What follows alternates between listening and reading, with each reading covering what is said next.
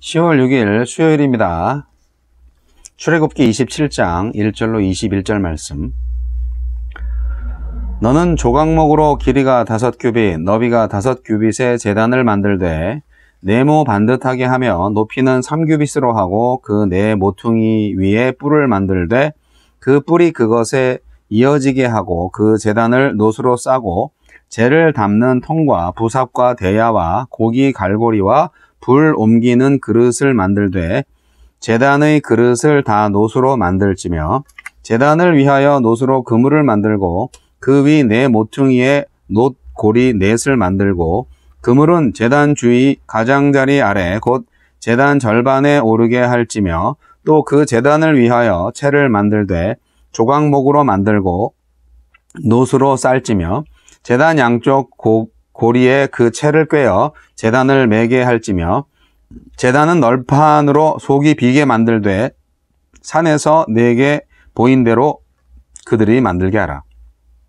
너는 성막이 뜰을 만들지니 남쪽을 향하여 뜰 남쪽에 너비가 100규빗의 세마포 휘장을 쳐서 그 한쪽을 당하게 할지니 그 기둥이 스물이며 그 받침 스물은 놋으로 하고 그 기둥의 갈고리와 가름대는 은으로 할지며 그 북쪽에도 너비가 100규빗의 포장을 치되 그 기둥이 스물이며 그 기둥의 받침 스물은 놋으로 하고 그 기둥의 갈고리와 가름대는 은으로 할지며 뜰의 옆 곧 서쪽에 너비 50규빗의 포장을 치되 그 기둥이 열이요 받침이 열이며 동쪽을 향하여 뜰 동쪽의 너비도 50규빗이 될지며 문 이쪽을 위하여 포장이 15규빗이며 그 기둥이 셋이요 받침이 셋이요 문 저쪽을 위하여도 포장이 15규빗이며 그 기둥이 셋이요 받침이 셋이며 뜰 문을 위하여는 청색, 자색, 홍색 실과 가늘게 꼰 배, 실로 수 놓아 짠 20규빗의 휘장이 있게 할지니 그 기둥이 넷이요 받침이 넷이며 뜰 주위의 모든 기둥의 가름대와 갈고리는 은이요 그 받침은 놋이며 뜰의 길이는 100규빗이요 너비는 50규빗이요 세마포 휘장의 높이는 5규빗이요 그 받침은 놋이며 성막에서 쓰는 모든 기구와 그 말뚝과 뜰의 포장 말뚝을 다 놋으로 할지니라. 너는 또 이스라엘 자손에게 명령하여 감나무로 짠 순수한 기름을 등불을 위하여 내게로 가져오게 하고 끊이지 않게 등불을 켜되 아론과 그의 아들들로 회막 안 증거궤 앞 휘장 밖에서 저녁부터 아침까지 항상 여호와 앞에 그 등불을 보살피게 하라. 이는 이스라엘 자손이 대대로 지킬 규례이니라. 아멘. 제단, 뜰과 울타리, 등불. 하나님은 성막의 뜰에 제단의 제작법, 또 뜰의 규모와 뜰을 두를 울타리의 재료와 제작법을 알려주십니다. 그리고 제사장에게 등불을 관리할 책임을 맡기십니다. 하나님은 어떤 분입니까? 자기 백성과 교제하기를 열망하십니다. 죄 아래에 있는 사람은 하나님이 계신 성막으로 감히 나아갈 수가 없었습니다. 그렇지만 하나님은 성막 앞뜰에 제단을 두셔서 그곳에서 희생 제사를 드려 죄를 용서받고 자기에게 나아올 수 있게 하셨습니다. 제단은 죄인을 향한 하나님의 사랑이자 그들과 교제하시려는 하나님의 의지를 선명하게 드러낸 기구였습니다. 제단에 나타난 하나님의 사랑과 의지가 최종적이자 확정적으로 드러난 것이 바로 예수님의 십자가입니다. 십자가에서 하나님의 사랑이 죄를 이겼고 하나님의 의지가 단절을 극복했습니다. 하나님의 사랑과 의지로 얻은 하나님과 우리와의 사귐은 이제 그 무엇으로도 끊어지지 않습니다. 하나님은 자기 백성이 세속과 구분되고 구별되기를 원하십니다. 성막의 뜰을 에워싸서 바깥 공간과 성막을 구분하는 울타리는 하나님이 계신 곳이 거룩하게 구별되어야 함을 보여줍니다. 교회가 하나님을 모신 성막 공동체라면 세속에 물들지 않고 자신의 거룩함을 지켜야 합니다. 이것은 교회 밖 세상과의 단절을 의미하지 않습니다. 우리는 하나님의 뜻에서 벗어난 것들을 경계해야 하지만 오히려 그들과 함께 살아가면서 우리의 거룩함으로 그들을 물들여야 합니다. 이를 위해 우리가 힘써야 할 일은 교회 밖 세상을 배척하는 것이 아니라 무너진 우리의 거룩함을 회복하는 것입니다. 거룩함의 울타리가 무너진 곳은 없습니까? 우리의 거룩함을 어떻게 다시 회복할 수 있겠습니까? 하나님은 모두 잠든 밤에도 하나님은 깨어서 자기 백성을 지키십니다. 제사장들이 관리하는 등불은 밤에도 꺼지지 않고 성소를 밝혔습니다. 꺼지지 않은 등불, 이것은 졸지도 주무시지도 않고 이스라엘을 지키시는 하나님을 상징합니다. 살다 보면 밤 같은 시절을 보낼 때가 있습니다. 스스로 그 어둠을 몰아낼 수 없어서 절망스럽기도 합니다. 그러나 그때 하나님은 밝은 빛으로 우리를 삼키려 드는 어둠을 물리치십니다. 우리가 자신을 지킬 수 없을 때 하나님은 위대한 능력으로 우리를 지켜주십니다. 우리와 함께 하시는 하나님의 빛은 어둠의 시간에 더 빛날 것입니다. 주여, 하나님의 은혜와 용서 안에서 하나님과 사귀며 더 거룩해지게 하소서.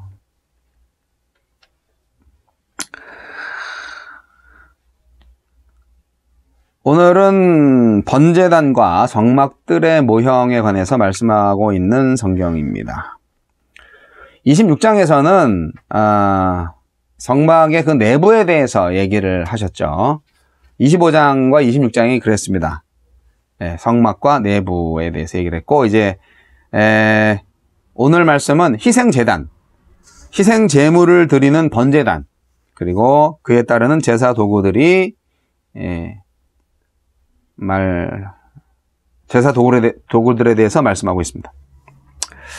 이 제단은 제물을 태워서 드리는 곳이기 때문에 번제단이라고도 합니다. 그래서 또 놋으로 만들었기 때문에 놋단이라고도 하고요.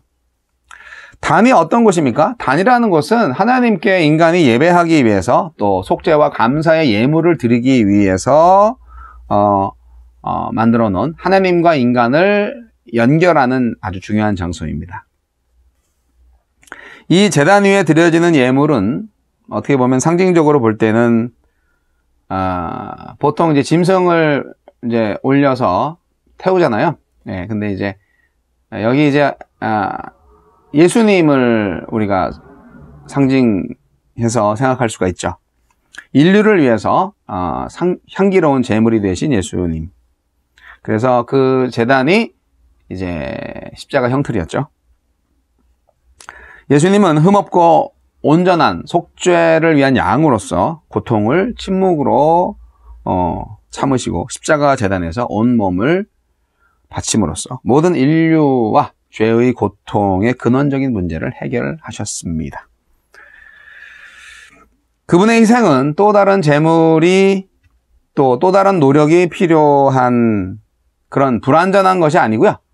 한 번의 제사로 과거, 현재, 미래의 모든 죄를 다 해결하신 완전한 제사였습니다.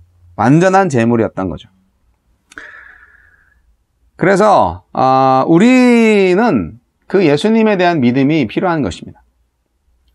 제단이나 제물이 아니에요. 우리가 믿는 것은 우리를 위해 영원한 희생이 되신 예수 그리스도를 믿는 믿음이 필요한 것입니다. 제단 앞에 선 우리들의 마음이 어때야 할까요? 번제단 앞에 선 우리들의 마음.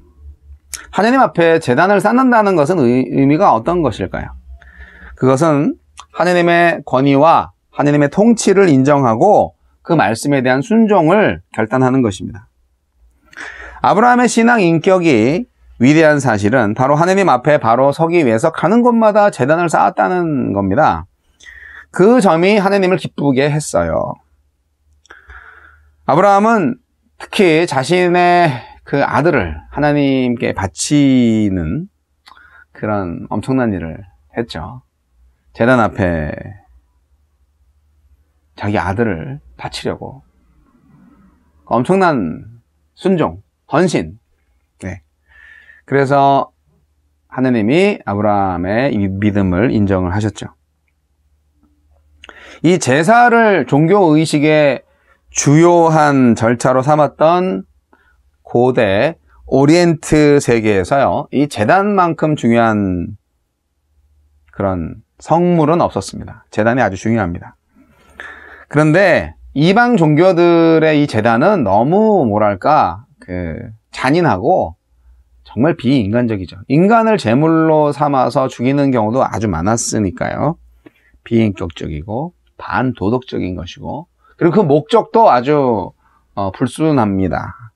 신한테 아부를 해서 복을 받거나 또 인간의 쾌락을 위한 문화적 행사들을 많이 했죠.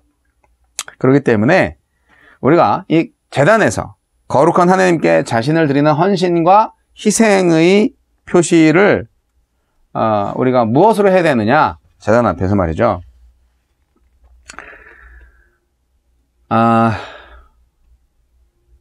그래서 흠없고 순결한 그런 제물을 바치면서 우리의 마음도 드리는 겁니다. 예배와 제사를 빙자해서 인간들이 향락 문화를 추구하는 일들이 이방 종교에서 많이 보입니다. 유대교나 기독교는 그렇게 하면 안 되겠습니다. 제단에 대해서는 그렇게 좀 말씀을 드리고, 이제 성막들을 어떻게 해라 이렇게 얘기하시는데, 사실 생각을 해보세요. 야, 성막이 그래도 이 이동식 성막이긴 하지만 그래도 굉장히 좀 어느 정도의 그 면적을 필요로 하는 그런 규모였다라는 생각이 들긴 합니다. 광야를 유랑하는 백성들한테 이 성막을 이렇게 설치할 만한 평지를 찾는 게 그렇게 쉽진 않았을 거예요. 하루하루 그들이 진치고 머무를 수 있는 자리조차 힘들었기 때문에, 생각해 보세요. 200만 명이나 되는 그 무리가 그 광야를 계속 다니는데, 40년 동안 다니는데 성막을 옮길 때마다 얼마나 힘들었겠어요. 자기들이 이렇게 기거할 수 있는 움막을 설치하는 것도 많이 힘들 텐데, 성막을 이렇게 계속 조립했다가 뭐 해체했다가 이동했다가 하는 거 굉장히 힘든 일이었을 거예요. 하지만 그 자체가 하나님께 헌신이고 희생이었고 충성이었고 사랑이었고 경외였겠죠. 이런 마음이 필요하죠. 저는 성막을 이렇게 옮기고 설치하고 하는 그런 것을, 저는 찬양팀이 차에 악기를 잔뜩 실어가지고 어떤 곳에 가서 이렇게 찬양팀 악기 세팅하고 막 장비 세팅하고 리허설하고 막 그럴 때 그 느낌으로 저는 많이 생각해요. 지난 30-40년 동안 찬양사역과 목회를 하면서 찬양팀 세팅할 때가 얼마나 그래 마음에 가슴 벅차오르는지 몰라요. 막상 그리고 이렇게 무대가 꾸며지고 함께 찬양을 하면서 하나님께 예배를 할 때 그 벅찬 가슴은 이루 말할 수 없이 행복합니다. 저는 그날이 다시 올 것을 정말 기대하고 있고요. 그리고 그것이 결국 성막을 만드는 일에 있어서 육체적으로 힘들 수 있지만, 그러나 정말 하나님을 사랑하는 마음으로 그 성막을 만드는 사람들이었다면 뭐 전혀 힘들지 않았을 것이다. 예, 뭐 저 경상도 뭐 전라도 이런 데까지 밴에다가 악기 다 싣고 이렇게 멤버들하고 찬양팀 멤버들하고 가며 오며 고속도로 휴게소에서 컵라면 먹어가면서 그렇게 찬양 집회하고 다닐 때가 있었는데, 그때 우린 다 행복했어요. 찬양을 할 수 있다는 것에 대해서. 그리고 초청받아서 원정까지 가가지고 그곳에서 함께 하나님을 예배할 수 있다는 것에 대해서 항상 감사하고,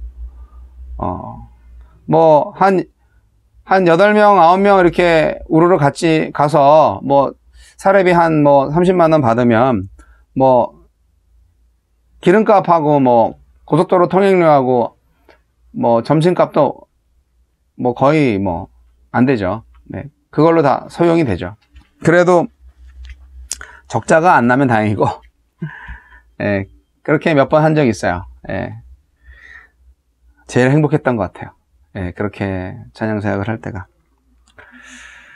그러니까 이게 광야의 성막을 생각해 보면, 비록 이곳에서는 찬양을 한다기보다는 이제 희생 제사를 드리는 그런 일을 많이 했지만, 그 성막을 만들어가는 과정을 이렇게 오늘 본문 말씀을 통해서 보니까, 참 예배를 하기 위한 그 악기와 찬양팀 세팅하는 그 마음이었겠다라는 생각이 드는 건 저만의 생각인가요?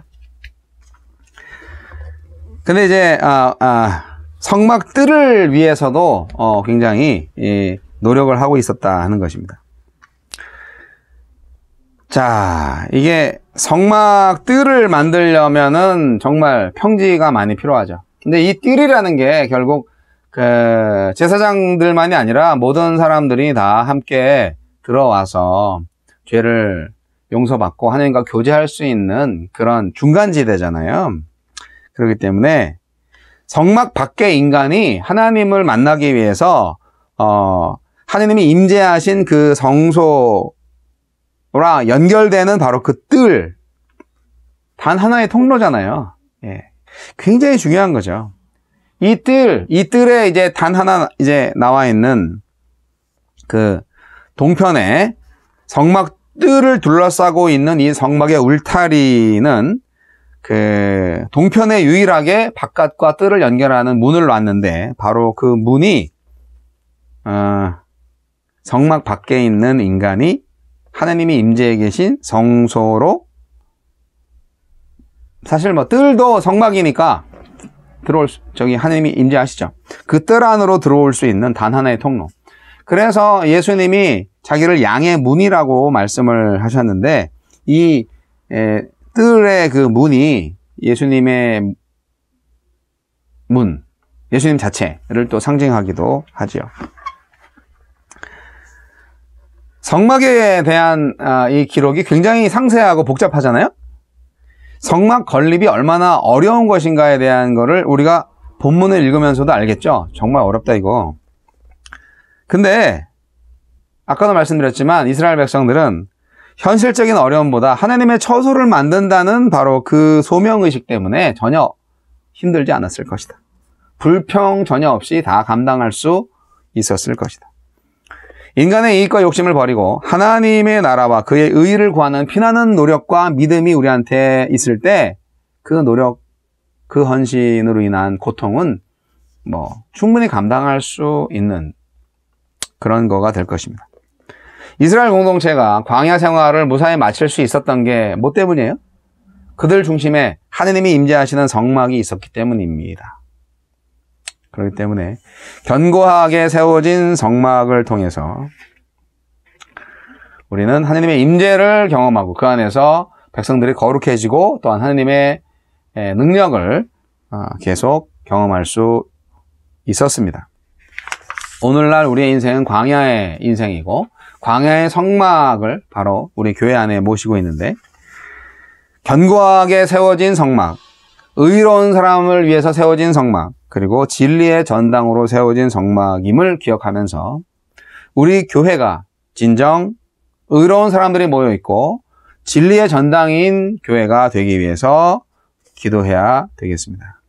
하나님께서 교회를 견고하게 하시고 그곳에 의롭다 하신 자들을 불러 모으신 것은 결국 진리를 수호하고 그 교회를 진리의 전당으로 삼아 가려고 하시기 때문이 아닐까요? 우리가 바로 교회입니다. 우리 사람이 바로 교회인데 정말 날마다 약해져가는 이 세상에서 진리의 최후의 보루이자 선악간 판단의 기준이 되어야 하는 것이 바로 우리 교회가 아니겠습니까? 오늘날 많은 부정직, 비진리가 판을 치고 있는 세상에서 이 진리의 빛을, 어둠을 깨우는 진리의 빛의 교회가 되어야 하는 것이 바로 우리들이죠. 빛에 대한 얘기도 나오기 때문에 말씀드리는 거예요. 네, 등불. 네, 제사장들이 계속 불을 밝혀 있어야 되는 거예요. 네. 교회의 진리의 빛이 꺼지면 절대로 안 됩니다. 그렇기 때문에 여러분, 빛을 비추는 사람이 됩시다. 구약의 제사장들은 하나님이 계신 성소에 나아가려고 할 때 반드시 번제단을 지나쳐야 했습니다. 이것은